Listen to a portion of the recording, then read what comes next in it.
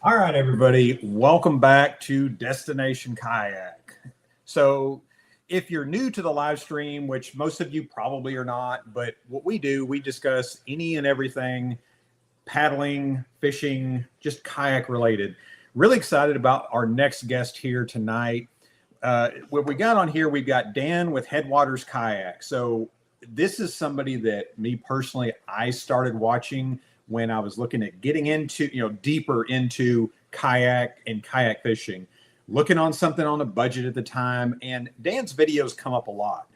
And what I found myself doing is watching him more and more for beginner education and just really enjoyed watching his stuff. If you're looking to be a better paddler, if you're looking at budget kayaks. So we all know my niche is kind of that mid-tier to upper tier. And Dan kind of goes all over the spectrum there, but he really does some really good videos on budget kayaks, paddling, proper PFD, a lot of things like that. And I've always really enjoyed that because, again, we're about making you safer, making your experience better on the water.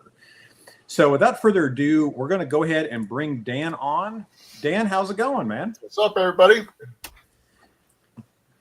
Well, I just wanted to start out. So I really wanted to kind of expose my viewers that may not know about your channel and just kind of talk a little bit about yourself, what where your journey in kayaking started at. Okay. Well, if we're going to go all the way back, I think it was about 7 or 8 years old. My dad was really active in the Boy Scouts, and we worked a summer camp every summer. We would go up there in the spring, we'd clean it out and help run the high adventure course all summer long. I say we. I was just drug along through all this.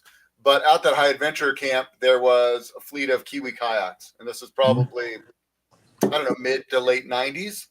And those kayaks would come home with us in the wintertime. So there was this irrigation ditch right by our house. And my brother and I would take those kayaks out and we'd run the irrigation ditch. And then we got really confident. And then we started taking them down like little class 1, class 2 rivers. Yeah. And I think by the time I was 12, my dad took us on a 10-day float down the Klamath River, and we had a raft, but then he let us my brother and I each got our kayaks. And from that moment on, I was hooked on paddling, something I wanted to do. And then I really got into it, I would say, in my 20s is when I got serious about it. It wasn't like a recreational activity. I wanted to see where kayaking could take me. And I fell in love with the ocean. Where I'm at in California, I was fairly close to the San Francisco Bay. Mm-hmm. And I would go to the bay and I would watch people like paddle out the Golden Gate Bridge, and there's big sea stacks and arches and caves, and I would watch these kayaks go. And from that moment on, I was like, I want to be down there. I want to be in that. And and it was kind of directed the whole course of my life. Shortly thereafter, I got a job at the local paddle sports store, started guiding trips, and I just kind of fell in love with it and ended up dedicating my whole life to it. Nice. Yeah, I mean, my journey is a little different, obviously, but mine was fishing kind of got me into kayaking. And as much as, probably a majority of my views on my channel is people kayak fishing, maybe motorized, pedal drives, but I just enjoy having a paddle in my hands. We actually, me and a buddy actually went down a local creek here today, and it was my first trip out on the water for this year. A lot of changes here personally as far as job goes, and I'm on the road a lot and I don't really get a lot of opportunities. So it was nice to get back out on there. We did a little bit of fishing, but really just wanted to get back out. And, I enjoy moving water just as much as the next person. Now, as far as whitewater stuff, I'm not built for it so much, but I've always enjoyed, I grew up in an area where local rivers and streams, and I just started, probably in my early teens, just getting an old aluminum ore boat and just, being able to get me from place to place, and really liked being on the water. It was just a different experience than just walking along the bank, skipping rocks or throwing a fishing pole in. Yeah, I think that's the same. There's something about being on the water that's always been therapeutic, and no matter what kind of day you're having, if you can get out there, chances are you're going to get a psychological reboot is what I call it. It's hard to be in a bad mood when you're on the water. Yeah. Yeah, exactly. So, now I know, of course you worked in retail, again, watching your videos.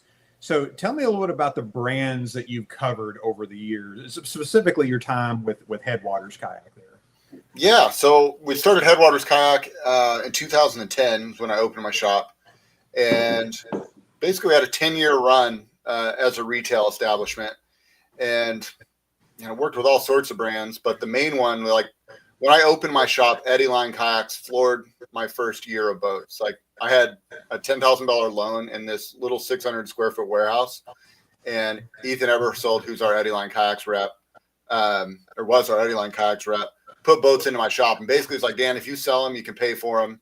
If you don't sell them, I'll come pick them up. And we had a relationship from the last shop I had managed before that. It closed down, and I think it was 2000. I guess it was earlier in 2010. Kind of that first recession hit paddle sports really hard. Yeah. But Ethan saw a lot of passion and drive in me and invested in me in a big way. So it was Eddyline, Aquabound, Sterling Kayaks at the time. And we were just always of the mindset, if you can get people on the water and give them a reason to come hang out in the shop, there's always going to be a need for a pro shop. And so our shop kind of grew out of the community. We had, I don't know, there was like 2 or 3 events a week, and we always did them for free, at least in the start. So just like, come out, join us. We're doing this thing. You're going to want to be a part of it. And it just sort of snowballed. The first week we'd had, 10 people show up, and the next week it'd be 20. And then before we knew it, we had to cap it because we had a full moon paddle. And I think we had 72 people show up paddling at night, and it was total chaos. Chad Hoover, what's up, man? Yeah, he trolls the channel every now and then. Nice. So, and obviously we're both we're both very enthusiastic about the local paddle shop. So, one thing that, and again, we've had our heyday as far as like the height of, you didn't even have to be a good paddle shop to sell a ton of kayaks. Now we're getting to a point where your quality paddle shops are there's definitely a huge need for that, but also those local paddle shops, I feel, are somewhat under attack. And again, I don't mean that to be like overly dramatic, but seeing these shops close down, and some of the good ones that are closing down, it's not so much a business problem, it's a ownership problem. Maybe the owners are wanting to retire and there's no one to take it over. Here in Arkansas, we've had 2 paddle shops, 2 large retailers close down just in the last probably few months. And we had a Watchtower Outfitters down in Hot Springs area. We had, H24 has decided to close their doors in Central Arkansas. OMTC is even really scaling back their presence to just 2 stores right now from 5.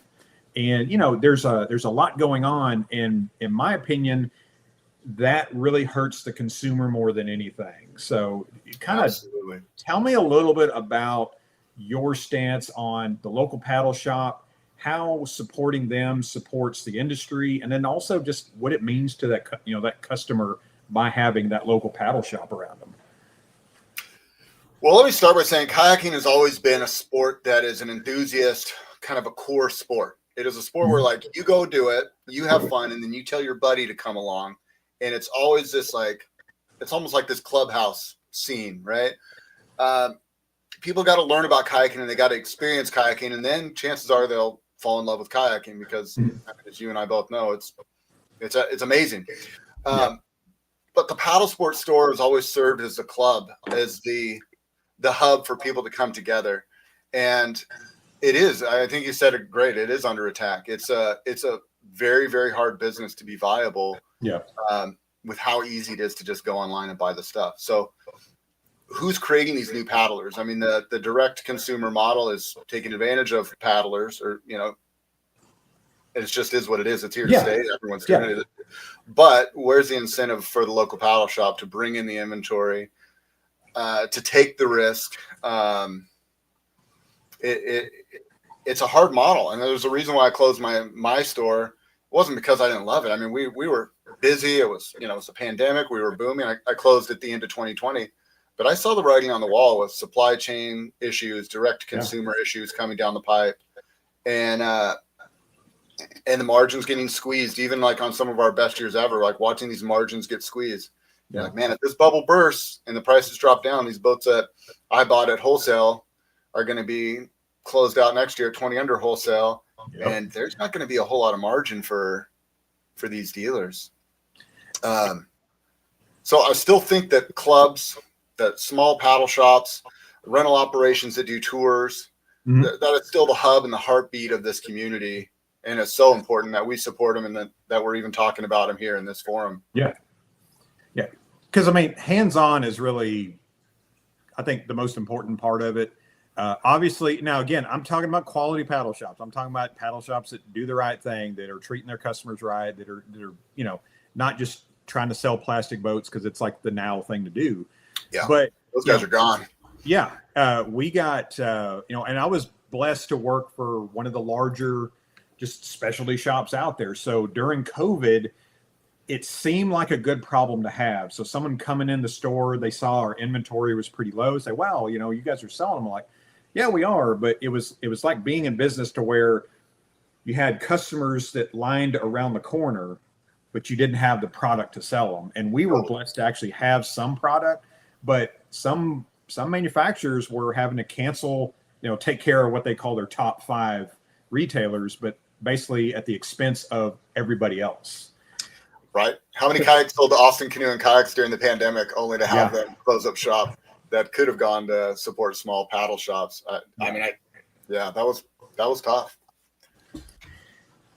And Chad brings up a good point here. So social media allows us to be social without the shop now. Too much overhead for shops to be the hubs we used to use them for. We're also a double-edged sword as content creators. That is true. Now, as a content creator,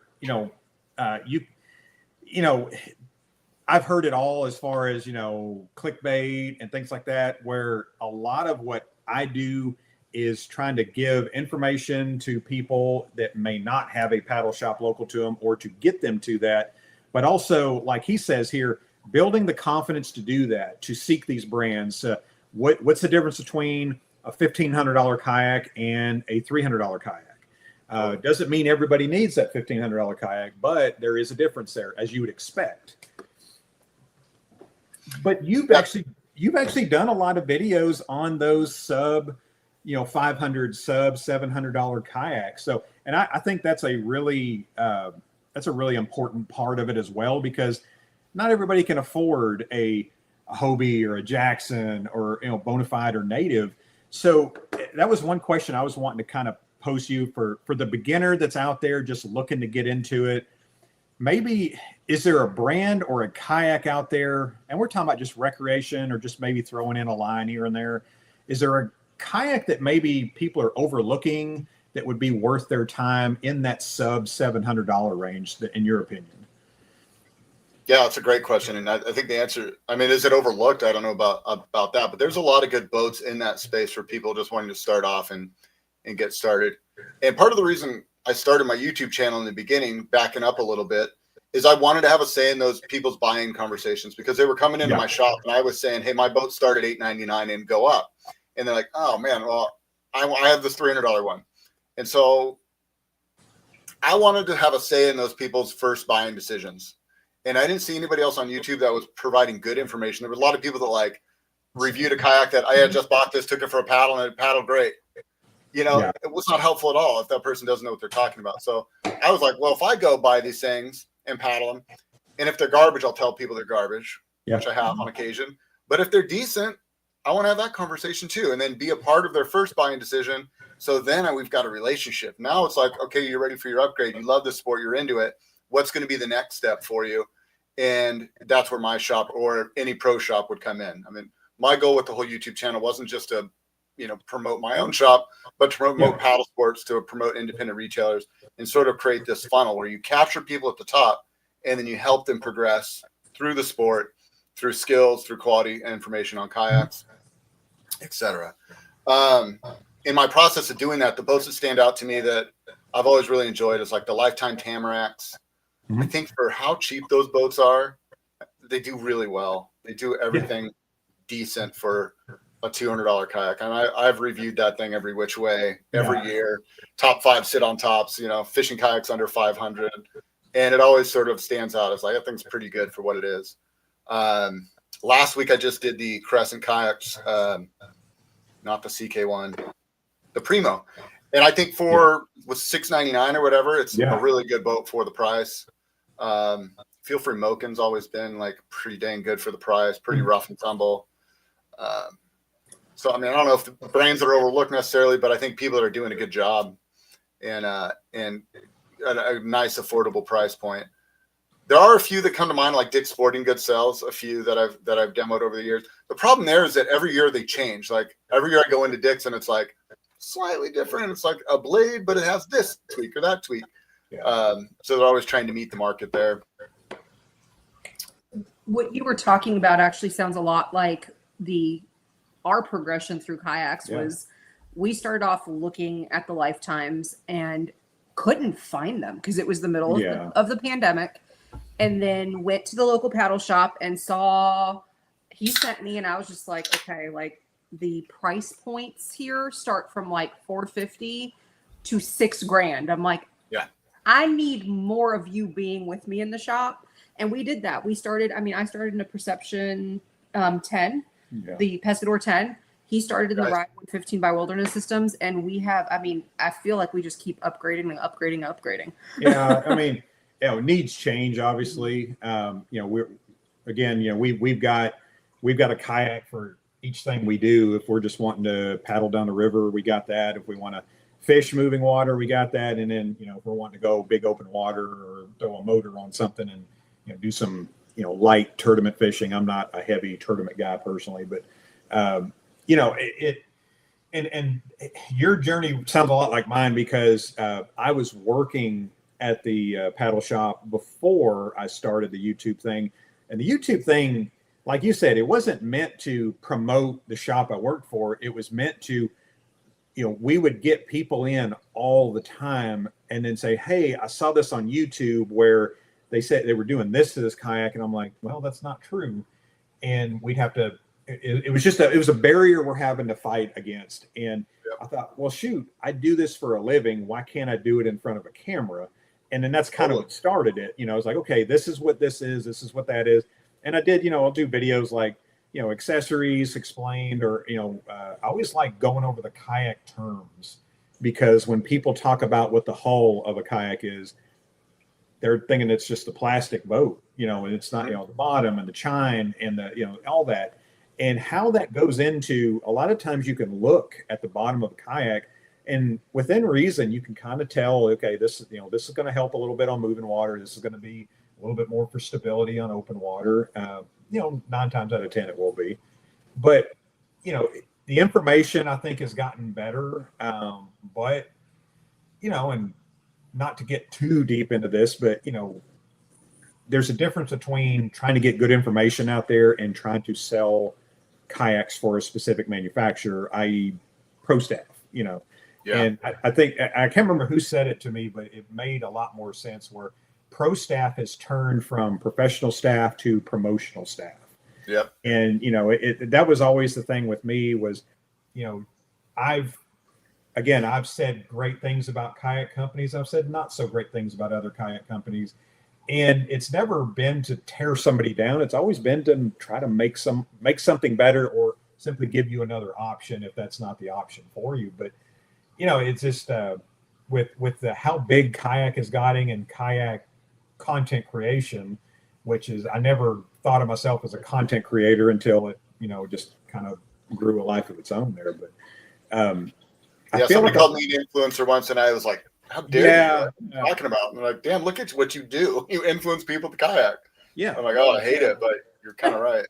Yeah. And that's one of the greatest things, or the greatest compliments I can get is somebody saying that we help them on their decision to pick the right kayak. They love that kayak, and they, again, hopefully they have a paddle shop close by. But honestly, I'm kind of past the point right now of, I'm not going to thumb my nose up if they buy it online, because not everybody can drive 5-6 hours to their local paddle shop.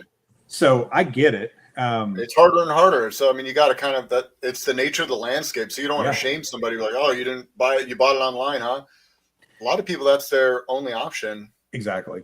And, that it was explained to me by somebody from a large kayak manufacturer is that, the company I worked for, they said not every place has that kind of shop. So they've got to do what keeps them healthy and what keeps them going. And now that you see these large kayak company, shops closing down, you got to keep those manufacturers going. So you got to have some direct to customer stuff. Some, I think some companies do that better than others while still finding a way to support a local presence. But we're in an online age. If a paddle shop's not engaging in some kind of e-commerce, doesn't mean they have to ship kayaks nationwide, but accessories, gear, things like that, getting that presence out there. I got to throw this out because Chad just had a comment that absolutely just about made me laugh. Your first kayak experience in a shitty kayak is like going hiking in high heels and hating hiking instead of the high heels. Yeah. I want to point out one thing. If you've never been in a kayak, you don't know what to compare it to. Yeah. So that's part of it. And I will say, if you are in a kayak for the first time, going down a river can sometimes be easier just because you have current moving you rather than being on a lake.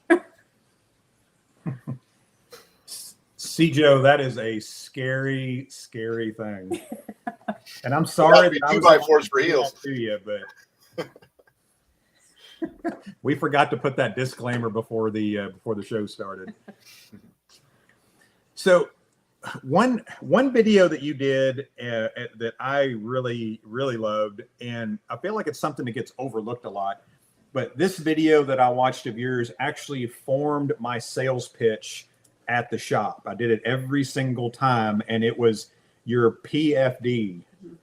So we sold Stolquist, we sold NRS, among other things, but those were our top sellers. And showing, making sure the vest is completely open, making sure that you're tightening it down from the bottom up, making sure you're doing those straps on the side that hold them down, having them sit down and seeing that, if it doesn't ride up on them, just showing people what a comfortable, properly fitting PFD can mean to them, and their experience was a big thing.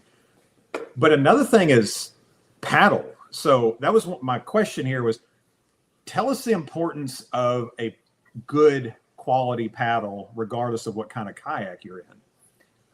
Yeah, I've been preaching that since day one, because when I first went into the paddle shop as an adult, and I bought a Carolina 14 was the first one. Yep. And I went to the paddle wall and was like, I'll just take whatever paddle, I want a $40. And when they told me the cheapest one they had was $60, I was like, dude, you people are nuts. And then I bought the $60 one, like reluctantly. And then we had a social paddle that week. I think it was a Monday night social.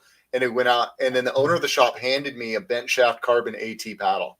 And my mind about exploded because like I'm all fatigued. I've got this 5-pound heavy brick of a paddle. And I realized what a difference it made, and quickly, evolved, got a lighter paddle. And I was like, well, what else are they not telling me? So from that moment on, I'm like, the paddle is as important, in some cases more important than the boat. That's the piece that you're holding up in the air and you're doing this 1,000 times for every mile you paddle. Yep.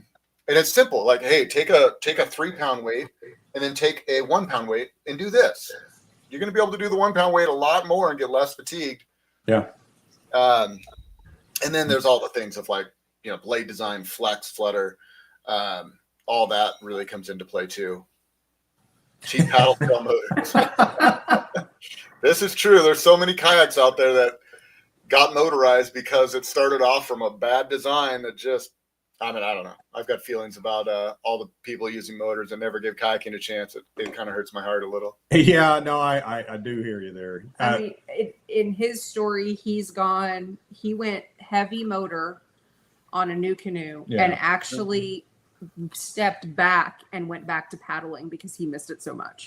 Yeah, there's just something about having a paddle in my hands, honestly. And I'm not saying I don't enjoy the motor. To me, just the motor is just, it's a way for me to have a bass boat that I can throw in the back of my truck. So there's nothing wrong with that. Yeah, and to me it fills a need. But like you said, what you said was really important. So I feel like people are getting a motor and not giving that paddle a chance. And again, like you said, quality paddle. Chris Funk, that actually said the cheap paddles sell motors. We had him and his wife on the live stream a while back, and he said that he was the same way. He saw one of the Carbon Angler Pros and said, "There's no way I'm going to spend that much money for a paddle." And then he tried one, and he said now he won't go back ever. And you did a video where you're saying if somebody says they have a budget of $1,000, yep, you tell them $200 for your paddle, and then and you're going to thank me later. And that was really, really important to kind of get people, because I saw it a lot where someone's got $1,000 budget. That means they're willing to spend $1,100 or $1,200 on a kayak, and then they'll scoff at, like you said, the $70, the $70 at the time Bending Branches Whisper, which is not a bad paddle, but again, I always tell people it's the motor you put in your vehicle. You don't want to buy a big SUV and put a 4-cylinder motor in it. Yeah. It's going to wear you out. It's not going to give you that thrust, that horsepower. And then when you're holding it, you're holding it in front of you and you're just doing that motion. And people will say, "God, that's so light." And you're going to see a big performance difference there too, especially when you're paddling 1,000 strokes a mile there, because, and we're the same way. We started out with the Whispers. Yep. They were fine. We just didn't know what we were missing. And then we got into the hybrid paddles and tried some of the carbons out, and oh my God, it made the kayak, again, we still were in quality kayaks, but it made that kayak feel like it was something different. It was like almost being in a sports car compared to, perfect example is, Chad sits here and talks about it's the whole point of this $300 paddle is spend the money once. It's buy once, cry once is what we say, because otherwise you're going to keep spending money to get more paddles. I have the perfect example of this. I've been paddle boarding longer than I have been kayaking. I had no problems with my paddle. And once we upgraded our kayak paddles, I saw paddleboard paddles and I was like, ooh. Yeah. And I think that's one of the more expensive paddles that we have in our garage now, because because it was such a big deal for me on that paddleboard. It's a big deal in the kayak too, but it says a lot that your paddle really is the important piece. Oh yeah.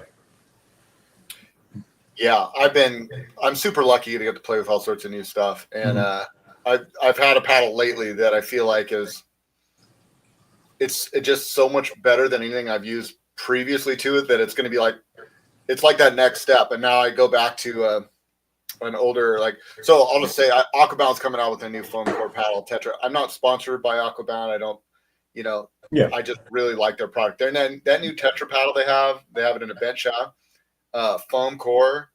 That paddle's blowing my mind. Every time I go out and paddle, it just puts a smile on my face because it feels like I got a cheat code. Yeah. I liked working with, and again, I don't know why I keep finding a need to say this, but I'm not sponsored by anybody, but I like that because I get to talk about quality products are out there, because that road changes constantly, as we've seen here recently. But Bending Branches, in Aquabound, in Aquabound, that was probably the nicest company to work with alongside. Just a no nonsense, great warranty, great product. It was one of those things. As a paddle shop, you have dealer confidence, which I think is something that is kind of a slippery slope nowadays. But with Bending Branches and Aquabound, that was one thing we just didn't have to worry about. Say, hey, this is a $250 paddle or a $300 paddle, but they said, but if you have any problems with it, if this fails on you, bring it back. We're going to swap it out, and then we're going to take care of it with them, no questions asked. And I think it was, I can't remember his name. He's not with them anymore, but just the company overall is just one of the best bunch of people, because it's one of those companies that's made by paddlers. Yeah. And, they understand the importance of that. an example here is I decided last night that I was going to go to Canoeacopia. I just booked my plane tickets. I decided I wasn't going to go. For you guys that don't know, it's in Madison, Wisconsin every year. It's this big kayak and canoe show. Mm-hmm. It's a consumer event, so people can just go check it out. So if you're anywhere in the Midwest, go. It's fantastic. But I didn't have a place to stay, so I'm scrambling, and I'm kind of like trying to do it on a budget. So I hit up Brian from Braiding Branches. I'm like, hey, do you guys happen to have like any I just need a flat spot big enough, 6 foot by about 2 feet to crash. And he's like, dude, come bring your sleeping pad. You can stay at our Airbnb. They're just like that kind of people. They're just down home. They were excited to have me, kind of a thing. So yeah, I really like those guys. Chad's down here bringing the heat on the comment section here. Pedal drives are the parachute pants of kayak fishing. So, talking a little bit about kayak fishing. So, I mean, you fish a little bit, obviously. I kind of gone through seasons of life with fishing. Like, yeah. Go ahead.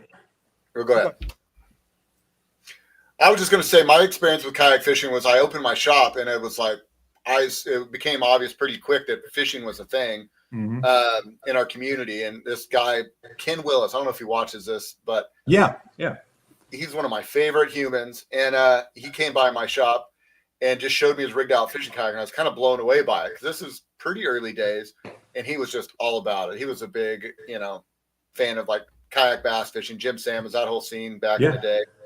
And he kind of introduced me to it. And then he's like, man, there's this thing called the NorCal Kayaking Anglers. You got to check it out. And so I did. I found this club, NorCal Kayak Anglers. They had a forum page, and there was thousands of people, and there was all these tournaments, and there was something going on every weekend. And I just was like, all right, I'm going to plug myself in, immerse myself. I'm interested. And a lot of those guys took me under their wing. And, they didn't scoff at me that I didn't know what I was talking about and that I owned a paddle sports store. They were all super, super friendly, super welcoming. And because of that, I got genuinely interested and really passionate about it. And we ended up becoming like the first real kayak fishing store in Northern California. We were the first to have like a full rigging department, first to like do the fish finders and motors. Yeah. And I think after my kind of tenure with kayak fishing, I was a little just burnt on it because I'm still a paddler and that's still my passion. Yeah. And I was finding I wasn't going paddling that much because it was always a tournament or an event. And then it also just, the kayaks got so big and so heavy. And I think it turned me off a little bit. And so when I sold the shop, I just kind of got back into my passions, which is if I'm fishing out of a canoe. Yeah. I want to be in kayaks that inspire me and are, performance oriented. And so I'll still do a little bit of fly fishing. If I'm on the coast, I'll definitely do some rock fishing.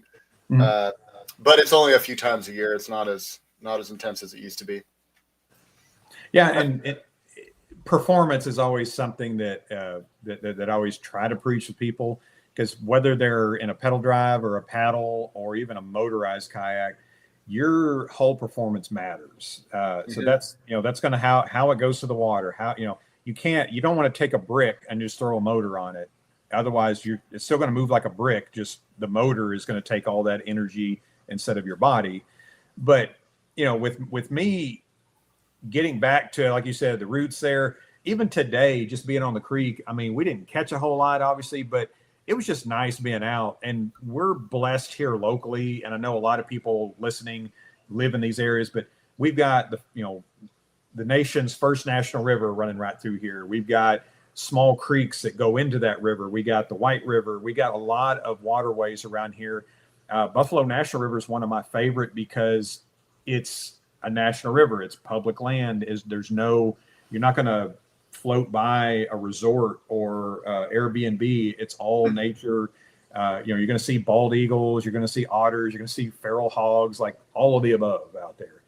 And it's just nice, whether you're fishing or just floating. People grew up canoeing it. Now they're kayaking and canoeing it. Like it's one of the hidden gem, or not, I would say hidden gems, but it's definitely a gem here locally. And it's kind of what, growing up around that river, what got me into wanting to be on the water to begin with. Yeah, it's a beautiful area on Arkansas. I was lucky enough to get out there last year, Mhm. about this time of year, and do a river float and a couple of flat water paddles, and super neat area. I was in Siloam Springs, so Yeah. got to check out the whitewater parks. I'm trying to think of the river we floated. I can't recall, but it was gorgeous. Illinois? Was it Illinois or? Yeah, it was. Okay. Yeah. Cause Yeah. I know that's what goes into that whitewater park. Waka, I think it's called WOKA. And we had that shop for a short time there. And I think that's actually where Eddyline ended up going into, but we got in there kind of, I think we were looking to kind of go into, because we carried companies that sell whitewater kayaks, but whitewater kayaking in north central Arkansas is just not where it's at.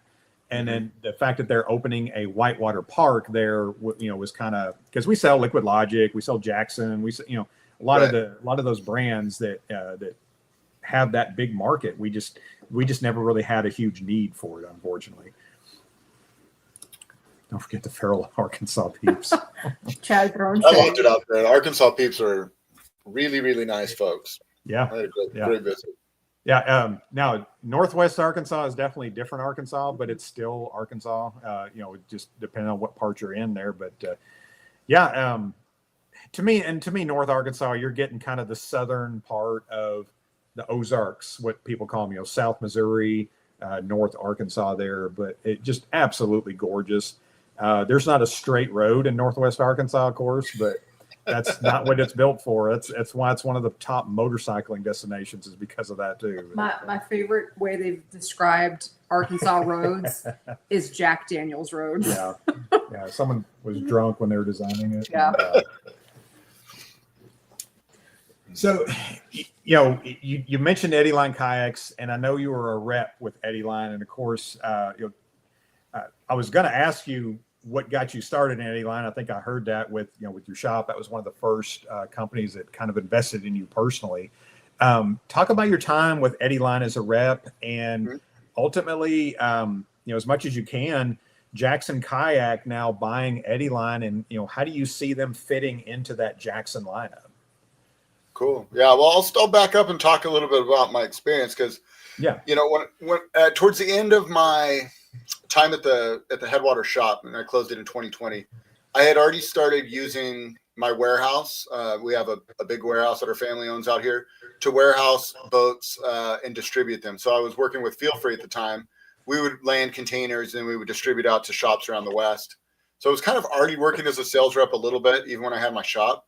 And that was going pretty successfully. So I decided to, when I closed my shop, I wanted to move into that.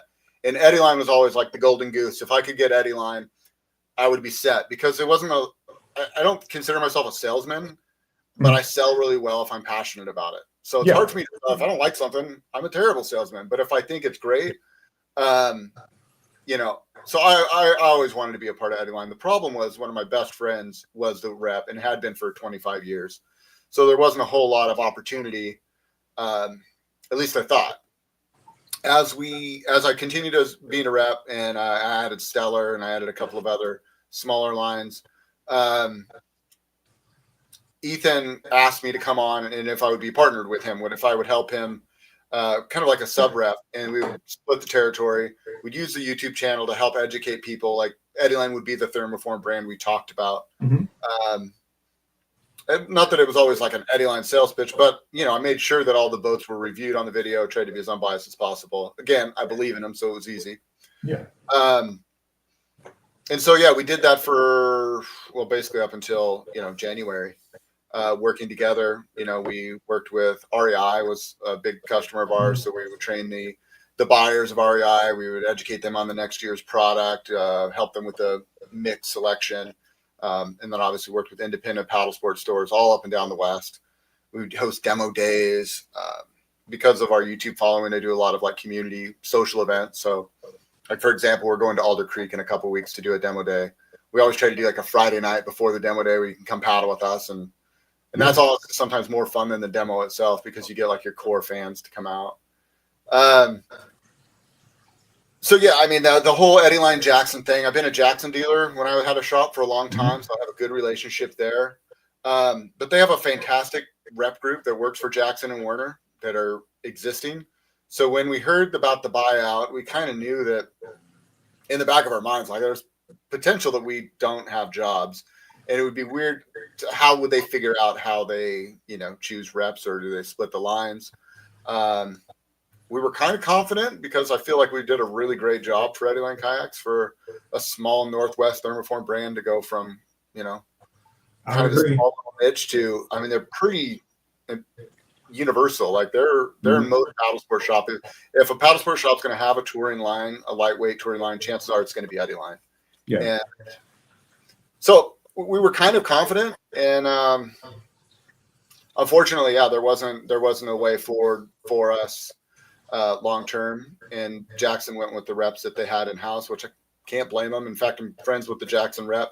He was just in my warehouse the other day, talking story. And so, it's I don't want to say it's not that there's no hard feelings, because it hurts. Like, yeah. I consider Eddyline such a core part of my story for the past 15 years. And I think it still will be, I hope to still have them in the demo fleet. I hope people can still come to me and try them and buy them, which will lead me into kind of what I'm doing next. Now that I'm not working with Eddyline, I kind of took the opportunity to branch back out into retail and try to form a new way of doing that local paddle sports hub. Yeah. But we'll get into that. But ultimately, I think Jackson being committed to core paddle sports. I mean, you see what they're doing in whitewater. You see what they're doing in fishing. They bought Werner paddles, which you don't get more core, And the wild thing is Eddyline built Werner Fjord's first paddles back in the day. I don't know if you knew that or not. So it's kind of funny that they came full circle. So Tom Dare and Eddyline Tom Dare from Eddyline and Werner Fjord from Werner Paddles. When Tom moved to the Northwest in Washington, I think Werner actually designed a boat. And so Eddyline made his first boats, and I believe they made paddles together for a short time. And obviously they split, but they always had a really tight friendship. So it's kind of cool to see all under one roof. And I'm hopeful that the guys at Jackson do a great job, grow the brand. Eddyline was getting a little tired. I feel like there's a lot of things that were in the works behind the scenes to revitalize some of the models. But, the Skylark and the Sandpiper have been in there longer than I have. James, appreciate you, man. So, sort of due for an update. And I think Jackson Kayaks has better outfitting. They've done some really innovative stuff. So, I'll be sitting here. I'll still be a fan of Eddyline and looking forward to see what they come up with. Yeah, absolutely. And, maybe I may be a bigger fan of Jackson than some, but I do feel like Jackson has been a bit stagnant in the last few years. And honestly, you see that with a lot of companies. You've seen some companies kind of rise from the ashes. It was, in my opinion, 2022, which I like to call the great equalizer. So COVID come, everyone, selling out of kayaks. It was like the Wild West. You just didn't matter if you were a good shop or a bad shop. You had a plastic boat in the door, inside the doors, you were going to sell it. Now with 2022, the supply issues kind of exceeded the demand. And now you're starting to see some companies maybe struggle with who they want to be moving forward. Do you want to be a fishing company? Do you want to be a rec, whitewater? It's kind of hard to be great at everything because there's only so many ovens. There's only so much plastic. There's only so many workers you have. It's harder to feed three hands. You can feed three hands really okay, or you can feed one or two really, really well. So, and Jackson, I think, is kind of in that where they're a good whitewater company, with EJ and Dane, and you can even go to their YouTube channel and you can kind of see the effort. You can see when they come out with that new whitewater kayak, it's Red Bull and Dane going down waterfalls, and you got drone shots, and then when they do a fishing kayak video, it's somebody going through a kayak on a trailer, and but there is some value in Jackson. So I definitely I've always rooted for them because I always felt like they did a good job of having stability and performance in a lot of their kayaks. Mm-hmm. But they kind of they'll move some new stuff in and then take some old stuff out, and you can kind of make the argument some of the stuff they've discontinued were probably their more popular kayaks, and then some of the stuff they brought back may not have been popular back in the day, and they're really not, they're not really fitting the bill today. So and I think that's where a lot of kayak companies are going to need to be, is what I call that value proposition. So like, prices are high. What are you getting? So if you got, someone's got $3,000 to spend on something, and again, I know I'm talking about fishing here, but I've got a wad of cash. So you've got so many options now. You got more options today than you ever have. What is the best option? And that's the value. What am I getting for that money? Instead of just, you got one or two people that are buying for your money. Now you can make the argument, there's about 5 or 6 quality companies out there that are churning out quality products. And you got a company like Crescent, who I've always known about them, but they've really impressed me of late, because they've proven that you can make a decent quality kayak for under $700. That's American made. It's rotomolded, got a frame seat on it, and they're made smart details, innovations on it.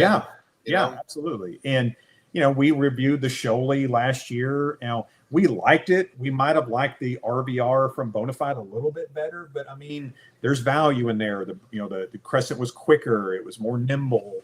And depending on how you carry your weight, I'm tall. I've got a long torso, and I carry most of my weight up top. So this big freaking head of mine. So, I mean, obviously I'm gonna feel a little tippy in something like that, but there's a butt for every seat, but to me, and I wanted to get your opinion on this. I don't want to ramble too much here, but the companies that are buying for those beginner paddlers, I feel like your core U.S. companies have kind of gone upper tier, but they've kind of abandoned that core paddler. And I'm talking about like that $700.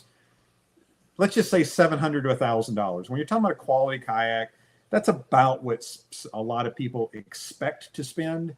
And again, I'm not talking about somebody that, just looking to spend $300 on a kayak, but that $700 and under is kind of been negated by some of the bigger companies.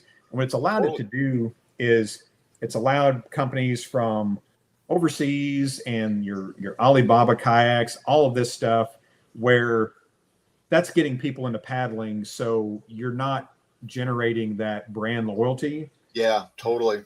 By being, so say, Bonafide has an RS 117 that's under $1,000. Jackson has the Bite that is just barely under that $1,000, but that gets people into that brand. And when somebody gets into like a Pelican or a Vibe or a Feel Free, and say they get into something that was really budget friendly and they outgrow that kayak, because it happens. Well, are they going to look at a Jackson or a Bonafide or a Native, or are they going to look at what the next step in Feel Free is, because they're already in that family? So kind of give me your thoughts on that. Like how do these big companies, or how do these U.S. companies kind of still, what's the answer for them to cater to that grassroots paddler, that getting that person in the sport and getting them into that, that name brand? Yeah, that's a really good question. And I think there are a lot of people working to figure this out. Yeah. When I first started, my first video to go viral was I did top 10 fishing kayaks under $1,000. And at that point, I could easily put 10 kayaks that I sold in my shop on the floor, line them up on a rainy day, and walk through 10 kayaks under $1,000. Yeah. From top manufacturers like Jackson, like Native, who else? I mean, Feel Free was definitely in there. I had Lifetime at the time, or Emotion was a brand subsidiary of Lifetime. Yeah. But it was easy to get 10. Nowadays, you're more hard pressed. There's still boats out there. You mentioned the 117. I think that's a great little boat for the money. Yeah. But it's harder. And I think the big manufacturers struggle with the fact that if you're making stuff in the U.S., it's more expensive. It just is. Crescent's doing it, but if you look at the margins, their margins are shrunk. And Kurt Renner is probably the oldest rep in this game who's still doing it. He's been doing it since the 70s. He told me one time, he's like, Dan, you think you're in the kayak business, but you're in the freight business. You got to take that kayak. One, you got to get the stuff to the manufacturer. They got to make the boat, and then it's got to go across the country. It's got to go into a warehouse. It's got to go into a shop. and then it's got to go to the end customer. So there's all these expenses, and with freight shooting through the roof in the past few years, like what was like 2018 and on, they reclassified kayaks. 500. Class 500 on freight. That is insane. And so it just kind of, I mean, it used to be you could do a $49 freight and get it there, or ACK always get free freight on kayaks. Or like, we were a Confluence dealer, and you would do like, okay, you buy this amount, you get free boats. Like those days are gone. That cannot happen. And so you have to factor that in. I mean, I'm the Feel Free, or was the Feel Free distributor. Now I'm still working as a rep. But, I'd have a dealer from Arizona. It's like, okay, I'll take 10 Mokins. And then you get the freight quote back from the trucking company. It's like, well, it's going to be $1,400. You either A, charge the customer a freight amount, which they don't want to pay because somebody will ship it there for cheaper. Or B, they just eat it. And now they're working on, I'm not going to do the math, but maybe 20% margins. Yeah. And so you're investing on a $700 kayak, you're investing, $5 something to get it there. And you're making $100 something bucks. It's like, what are we doing this for? And I'm storing this giant thing, that's a few square foot just for one kayak, and it's a $1 to $2 a square foot for warehouse space. You start doing the math. It's like, it's tricky. It's tricky to do. And that's why when paddle drives came out, everyone's like, here's the answer. We can sell these, we can sell volumes, and we're making all this money because it's the same size, but the value is way higher. Yeah. Yeah. And, I've got a background in freight, so like knowing how plastics, you're basically charging for the space in the trailer. So if you've got a truckload of pillows that weighs, maybe a couple hundred pounds for a big trailer, or you got a truckload of cast iron, which is going to be thousands and thousands of pounds, it's going to cost the same amount. So they rate that on a cost per 100 pounds. And kayaks, class 500 is basically how they do the rates per 100 pounds. Class 500 is high as you can go. Like you can ship nuclear materials cheaper than you can kayaks. So it basically it's the company's way of saying they just don't want it. It's bulky. It takes up space. You can't double stack it. You can't. It's inevitable. Someone is going to. You can. I've shipped a couple of kayaks before, and like it's a nightmare. I can wrap it. I can bubble wrap it. I can put signs, do not use forklift all over it. And the customer sends me a picture, and it's got a big forklift smudge. Somebody ran. We shipped the Liquid Logic Coupe XP, and somebody literally just ran a forklift fork right through the side of it, and he ran it right through the sign where it says "Do not use forklift." It's like, and the paddle shop eats that because dealing with freight companies' claims is not exactly the easiest thing in the world. If the customer signs for it free and clear before they unwrap it, which is kind of, there's some education there, but still, like someone's excited, they're signing for their kayak, and the driver goes down because the driver, he's in a hurry. He's got a 50-something stops that day, so he doesn't want to sit around and wait for you to unwrap this thing. And then a couple of days later, then they say, okay, well, this thing's damaged. Well, the freight company is going to say, well, how do we know you didn't, drop it in the garage or something? So totally. Yeah. But it's a tricky business. And I think it's hard. I applaud people that are doing it. The Bonafide of the world. Native's got that Falcon, which I think is a cool little boat. Crescent's an example which we use that are committed, because it's not a huge moneymaker for those guys, but it is getting people in those boats and in those brands that are going to be brand loyal. 100%. And that's what we always wanted. So as a paddle shop, what kept our bills paid was volume boats you can sell a lot of, because you're not selling 50 pro anglers a month, right? You'll sell a few of them if you're a high volume shop, but selling those Perception kayaks, selling those Native Falcons, selling those quality brands, quality kayaks that doesn't cost an arm and a leg. You're going to get the paddles, the life jackets, the roof rack, maybe a trailer. And that's, you'll make your money on the whole package, but the boats themselves are like, $150, $200, but you do it all the time. It makes it worth it. Yeah, absolutely. Absolutely. And, a lot of it's just knowing what a customer's looking for, not everybody wants, not everybody needs all the bells and whistles. Some people just want to get on the water, grab a paddle. And, again, that's when, again, a quality paddle shop knows, show them the importance of the paddle. Like, we got plenty of kayaks that are going down the river. We got plenty of kayaks that are in your budget, but your engine, get you a good engine first. So you talked a little bit about it. I want you to kind of go a little bit more into detail about, what are you doing now? What does the future look like for Dan at Headwaters there? Yeah, I'm actually really excited about it. It's a little premature because it's still working in motion, but we're going to relaunch Headwaters Kayak as a brand, as a shop where people can come, a destination where they can come and try boats out and paddle with either me or Abigail or one of our staff. But we want to have this like white glove experience. Not everyone has a paddle shop, but if you're in the area or you can travel to the area, we're going to give like above and beyond service. So what that looks like is we've got a warehouse in Lodi, and then we have a warehouse up here in Redding, where I'm from. And we're going to work with brands that specialize in some way in paddle sports. Like, we're going to work with, hopefully we're still going to work with Eddyline. We have their boats in the warehouse currently. We're going to work with Hurricane Kayaks, Motion Kayaks, which is a brand new kayak company out of Burlington, Washington. They're doing thermoform boats as well. And we have space. We're looking for others. I also distribute Stellar Kayaks, which is like high-end kind of composite boats. Yeah. I'm kind of leaning towards the lightweight touring side of things right now because that's kind of where my heart's at. Mm-hmm. It also is enough of a niche-y thing where people are coming. I've got a guy flying in from Wyoming next week to come and do a demo with me and try out a few boats.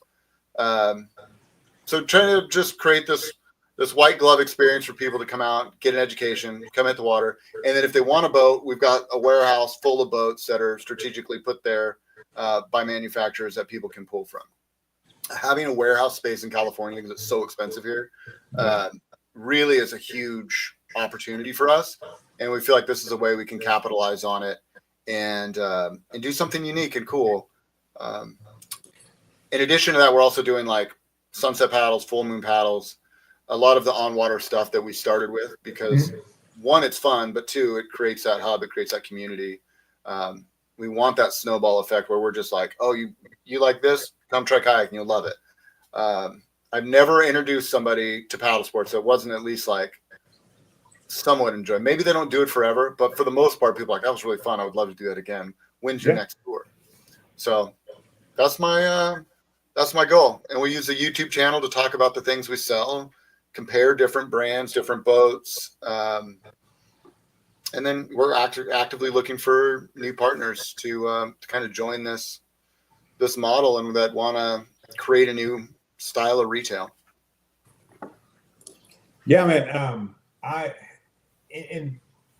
can't say enough about that. So to me, and I can speak for myself, obviously, but a lot of people in the kayaking industry, I don't care if it's fishing, recreation, whitewater, you're not doing it alone. There's such a community, and I hope it stays like that. And I don't see it changing because people got into kayaking. It's not just because they can't afford a boat or they can't, like you're doing something that's active. You're doing something that's fun. You're outside. Everyone, I think, for the most part, most people at their core are somewhat of a nature buff, until they experience something like that, being on the water, propelling something with your body, with your technique, and having a place where they can go to hands-on. I don't see why a manufacturer wouldn't want to be part of that. And so I definitely hope you get all the interest that you need on that, because we need more people like you in the industry. We need more people doing things like that. Bring it. That was one of my favorite things to do at the shop here was demo days. Each one of our locations would have their own demo days, and a lot of us would travel to each location and help them out with that. But talking to somebody in an old shop about a plastic boat that is in front of me versus talking to them on a shore and really kind of qualifying them and say, okay, these are the two boats that I think best fit your needs based on what you're telling me. Let's get you in these. Yeah. Let's get, you're going to, yeah, I said your body is going to tell you which one you prefer. And, that's becoming few and far between now. So, yeah. Well, my idea is that most people feel like they know me already from YouTube. They're like, all right, I've watched your videos. I trust that you're going to steer me in the right direction. And so, when they come out, it's easy to be like, all right, here's what you want to do. Here's 3-4 models that are going to work for your needs. Let's go paddle them. And then when you're out on the water, showing somebody like, oh, hey, here's a trick, like rotate your pelvis forward. Let's adjust that backrest up. Let's get your arms out, scoot your hands out. Just a few little tips. And all of a sudden they're like, wow, kayaking's so easy. And then the boat kind of sells itself, right? It's not like you're hard selling a boat on features and benefits. It's like we're giving them the experience, and the boat sales kind of almost inevitable a little bit if they're already of the mindset that they want to do it. Yeah, it was very rare that, and she worked alongside me a lot of times. So did Chris Ritchie. Yeah, Chris Ritchie was one of them too. When you get somebody, in a kayak and you get them on the water, and whether they're a first timer and kind of nervous about it, and just kind of reassuring them about it, getting them in a controlled environment. You're not out there in choppy water. You're in a calm, flat water area where it's just you and the boat, and showing them how fun this can be. You don't have to get a second mortgage on your home to get all these odds and ends. Like, there are kayaks out there that can get you out on the water and not break the bank. Go ahead. It's also a really good way to actually get people to compare and contrast two boats that they're interested in, because we can tell you about it all day long, but actually experiencing it is something different. Yeah, well, you guys were just talking about the Crescent versus the Bonafide.